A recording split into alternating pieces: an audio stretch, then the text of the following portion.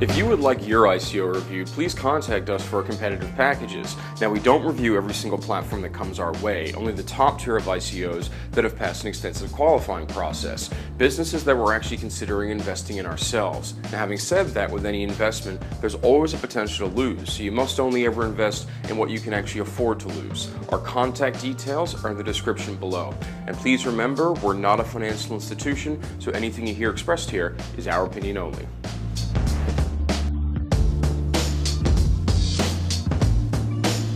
When it comes to the world of cryptocurrency and blockchain more generally, there's the uncanny ability to open up opportunities in markets that were difficult, if not impossible, to access previously.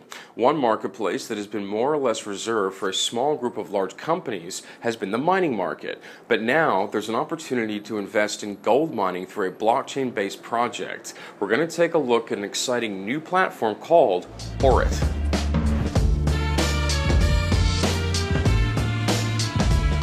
We're going to dive straight into it and have a look at what the people of ORET have planned for the months and years to come.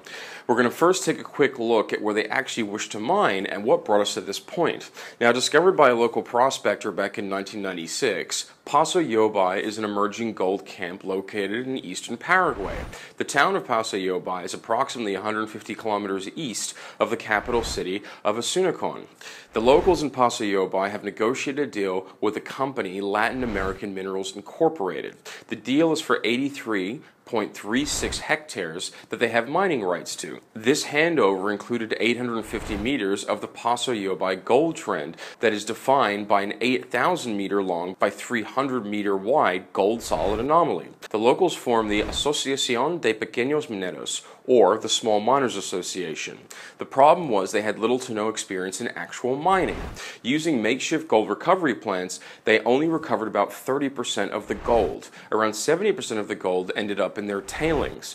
But this open pit mining was still economically viable to a depth of about 15 meters. As the pit got deeper, the cost of mining rose to a point that it was no longer profitable. So the landowners started to lease the land to entrepreneurs. Now, some of the entrepreneurs brought in improved gold recovery plants and did well up to a depth of about 40 meters.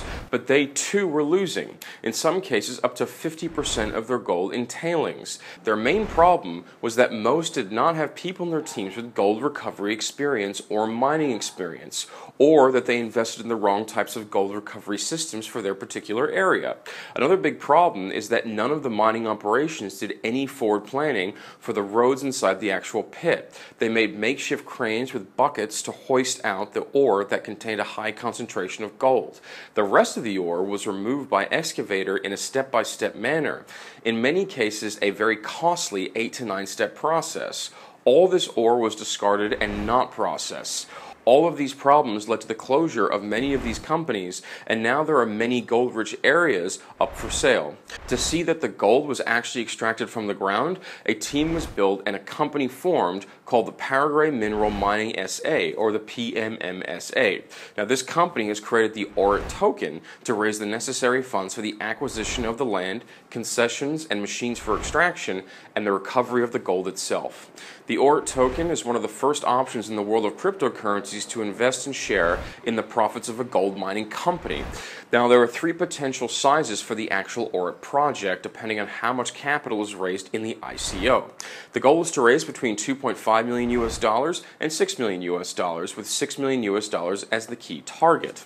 If the $6 million target is hit, it will enable the ORET team to buy 43 hectares of the main gold vein, plus all the necessary machinery and the processing plant. If $4 million is raised, this will enable the team to buy 32 hectares of the main gold vein, plus all the necessary machinery and the processing plants. And if Tier 3, which is $2.5 million, is what's reached, it will enable the team at ORET to buy 10 hectares of the main gold vein, plus all the necessary machinery and the processing plant. This takes us to how the profits are given to the actual investors. This process will work as follows. The gold will be extracted by the company each week and sold in US dollars. All expenses and taxes will then be paid. The company then converts 45% of the weekly net profits into Ethereum Ethereum for distribution among all ORET token holders. In order for an ORET token holder to receive their profits, their ORETs must be stored in an ERC20 compatible wallet that they have a private key to. Holders will not receive payments for ORET tokens that are not on the exchange at the moment of the weekly snapshot. Now, Ethereum deposits will be made weekly to all ORET token holders. For the first year, 45% of the net profit of the PMMSA will be distributed in Ethereum to all ORET token holders. For the second year and thereafter, 40% of the net profit from the PMMSA will be distributed in Ethereum to all the ORET token holders. The reason there's set to be a reduction in year 2 and thereafter is to grow the actual company. Now, in the long run, it may work out much better for the token holders, as they'll still be paid out in future profits as the company grows in size, scope, and scale.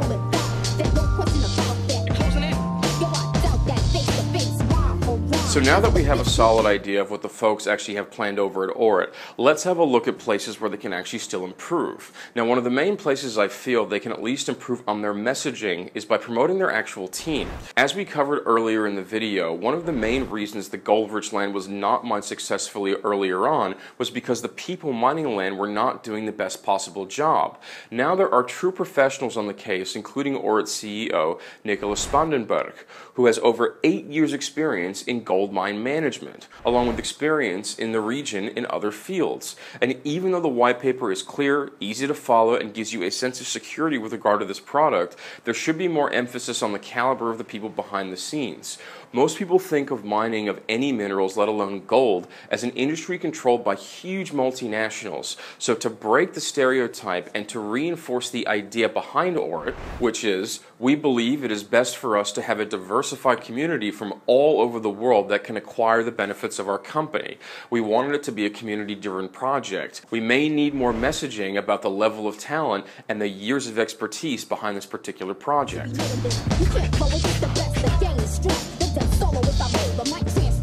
Now, when it comes to how the project's already winning, there are a few ways to keep in mind. As I mentioned, the white paper is well worth a read. It gives a thorough overview of how this will all work moving forward, along with a clear roadmap of what is planned in the days and years to come. The other thing that catches the eye in a hurry is their website. Much like the white paper, it gives a very solid and clear breakdown of what the team is doing and what they have planned for the future. As I mentioned before, we have also their team. It has a great combination of people with mining and other logistical experience. It certainly seems as though there are a great many good elements here to go towards building a successful enterprise.